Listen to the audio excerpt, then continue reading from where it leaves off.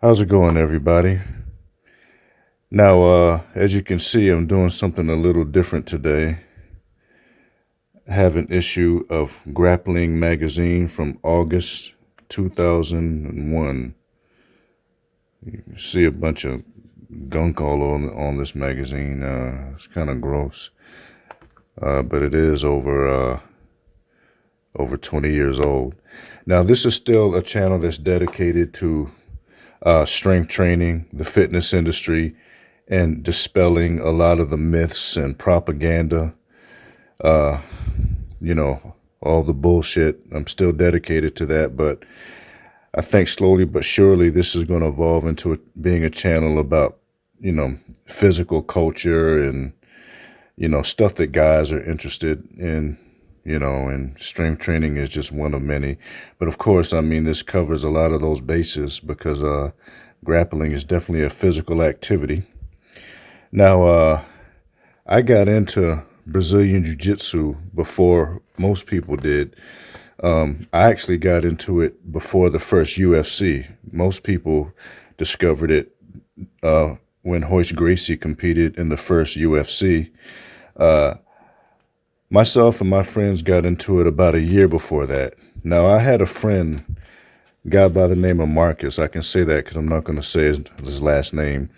But he got into it before any of us, man. We lost touch. But if it wasn't for this guy, I mean, I would have found out about it along with everybody else, which is about a year later in the first UFC, like I said. But he ordered a copy of Gracie Jiu-Jitsu in Action 2. Gracie Jiu-Jitsu in Action 2. He ordered it from some martial arts magazine, something like this. But of course, back then there were no magazines dedicated to grappling and mixed martial arts. So he ordered this VHS tape and brought it to school.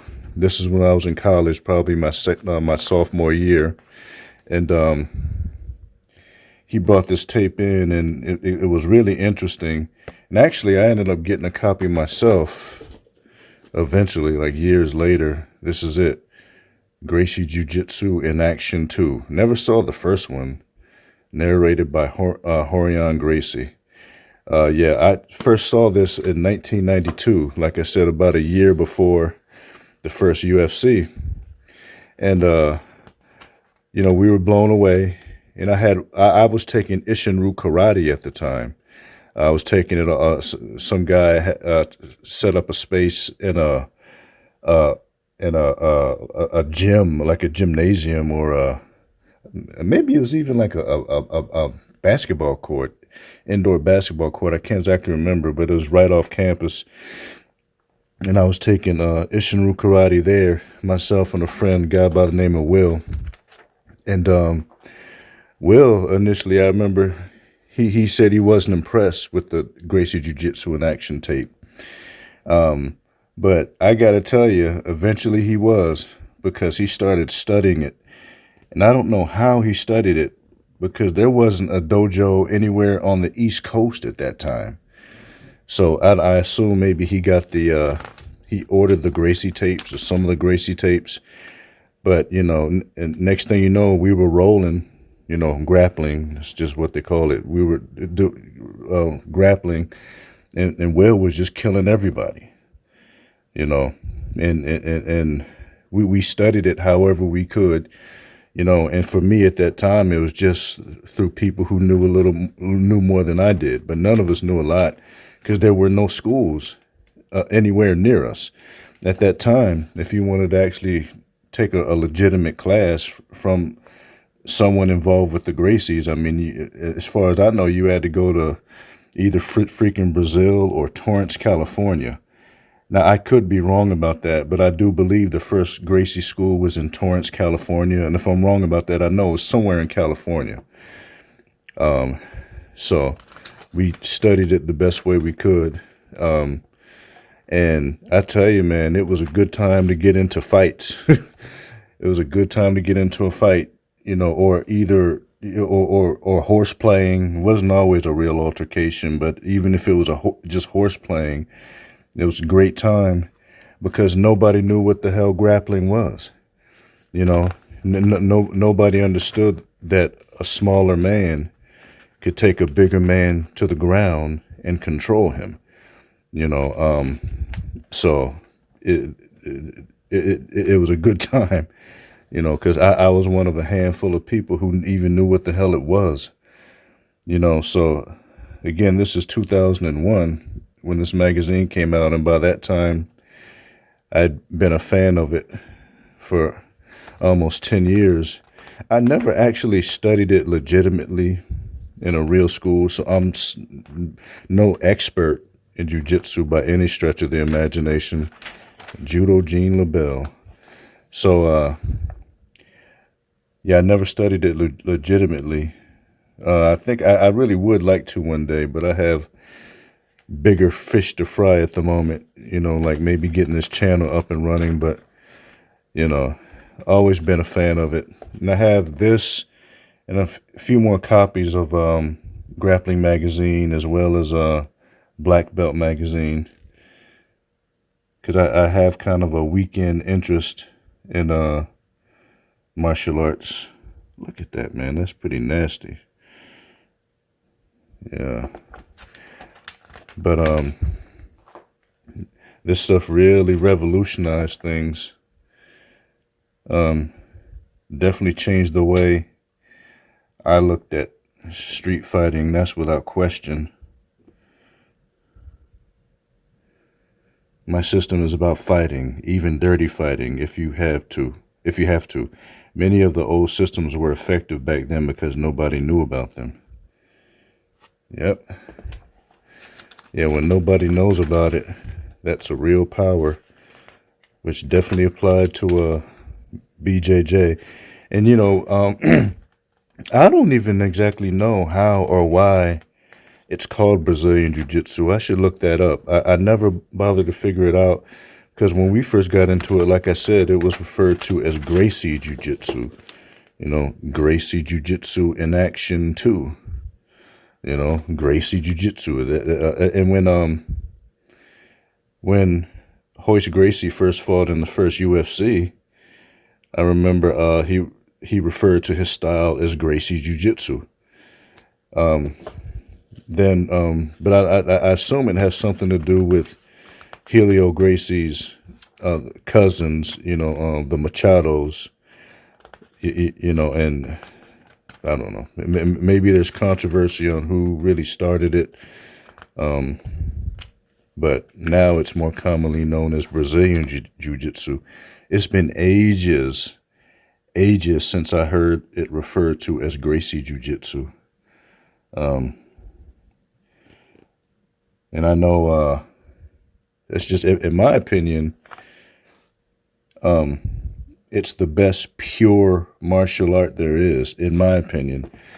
Now, and what that means is, if I could only use one thing, I'd want to use this, because you're fighting off your back, it's not as much about explosion, There's a lot of sitting and waiting for the right opportunity in jiu-jitsu, so you can do it for a long time without getting exhausted. Whereas with striking, a lot of it is about explosion and using fast twitch muscle fibers, and your anaerobic energy system. So, you could really take your time using jiu-jitsu. So that's why I think it's the best pure martial art there is, although I don't think it's a good idea to know nothing but jiu-jitsu. Obviously it helps if you have good wrestling ability, and obviously stand up, the whole mixed martial arts mindset. This is Waleed Ismail. I remember he choked out Royce Gracie years ago. Yep.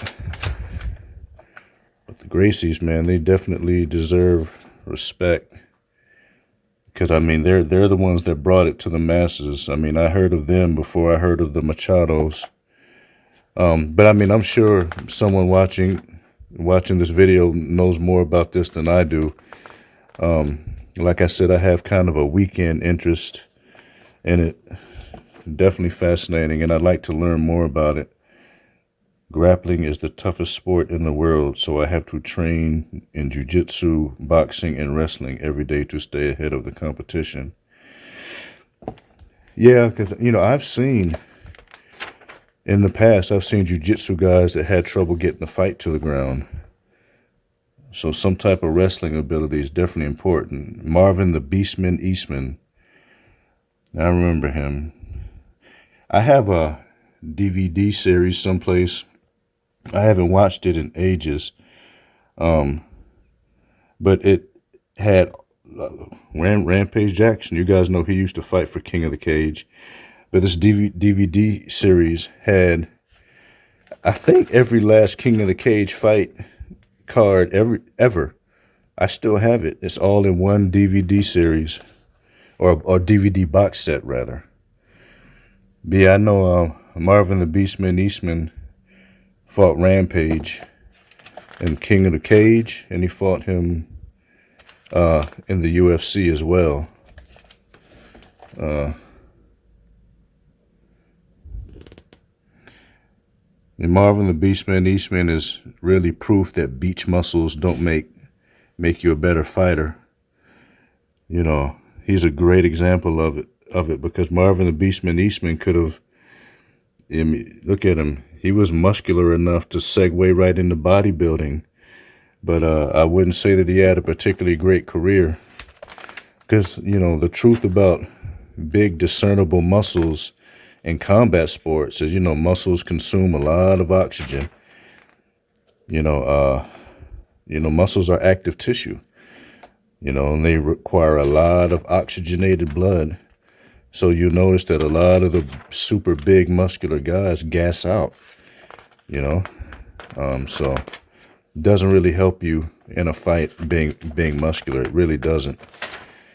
And also, for those who don't know, strength is a lot more neurological than people realize. It's your ability to recruit a lot of fibers at once, whereas bodybuilding is the presence of a lot of different fibers. But for all intents and purposes, they may not be able to recruit a lot of those fibers at once. There are plenty of super strong guys out there who aren't muscular at all. Some of them are obese, but their huge bone structures and their neurology simply lends itself to, maximal lifts, obvious feats of strength, impressive feats of strength. And it's neurology and your bone structure more so than anything else. So if you think that big muscles are going to make you a good fighter, you just couldn't be more wrong. Get that. The Machado brothers. Yeah. So there's Vernon Tiger White right there, I believe. I think it looks like Vernon Tiger White. Vernon Tiger White. It looks like him. Ken and Frank Shamrock. I think that's Rico Rodriguez. Yep. I like, of course, I don't know what it is in this day and age, but everything older is better. Don't ask me why. But I like MMA. I think MMA was at its best maybe up to around like 2010. I don't like it as much anymore. Like, I don't feel, back in the day when there was a fight card, man, I had to see it. Now I don't feel the urgency. And I don't know. There's a lot of changes I don't like. And this is just my opinion. I'm not trying to be a chauvinist, but I think there's just too many like female bouts in the UFC these days. I just don't like seeing women beat the shit out of each other. I just don't like seeing it. And it's distracting, because a lot of them, some of them are kind of sexy. And instead of watching the fight, I'm thinking about which one I'd like to bone. you know, and I love women with pretty feet, and, you know, they're barefoot. So I just get distracted. Whereas with the men, I'm just focusing on the fight, you know, and with the women, you know, the one who gets beat up and she's standing all battered, and I feel kind of bad for her. So I just, there's no offense. It's not, I'm not trying to be a chauvinist, but I just can't get into the women's MMA. I liked it better when it was all men. That way I'm just concentrating on the fight, not thinking about which one is sexier. And a lot of those female MMA chicks, man, I'd rather see them in a prawn. I think you can't say what I really want to say. Prawn, unscramble the words, and you'll see what I mean. I think I'd rather see him in a prawn than a fight. You know, so that's just me. So that's it. Let's just look at this. Martial arts equipment, martial arts gear, rather. Look at all that. But these, you see, secure online shopping, new improved secure online shopping. So around this time, this was 2001, these things were about to become a thing of the past. You know, it's just going to end up all online. But, you know, it was a cool magazine, you know, Grappling magazine, Waleed Ishmael. Yep. What's this? I think this is either the, what is this? What's this called? The Americana or the Key Lock. I can't remember. I can't remember the name. I think the Americana. I'm forgetting. Anyway, Grappling magazine here. And I think that's about it, man. You know, I still have more bodybuilding magazines, a lot more. You know, I'm still going to continue talking about these propaganda-filled bodybuilding magazines, but I wanted to switch it up today. And I do have more of these. I did do a video on a boxing magazine that I had from 1987. So I have done combat sports before. But again, it's all physical culture, you know, things that men would be interested in, particularly men over the age of 35, maybe been around a little bit. So I'll be back with more videos and information and content on the fitness industry, personal training, and strength training in general. And this stuff too, physical culture. I may have to change that, you know, you know, but it's not all going to be just the fitness industry, personal training, and strength training. But that will be largely what comprises my channel, and dispelling some of the myths and BS. So I'd like to thank you guys for watching, and I'll see you next time. Take it easy. Bye-bye.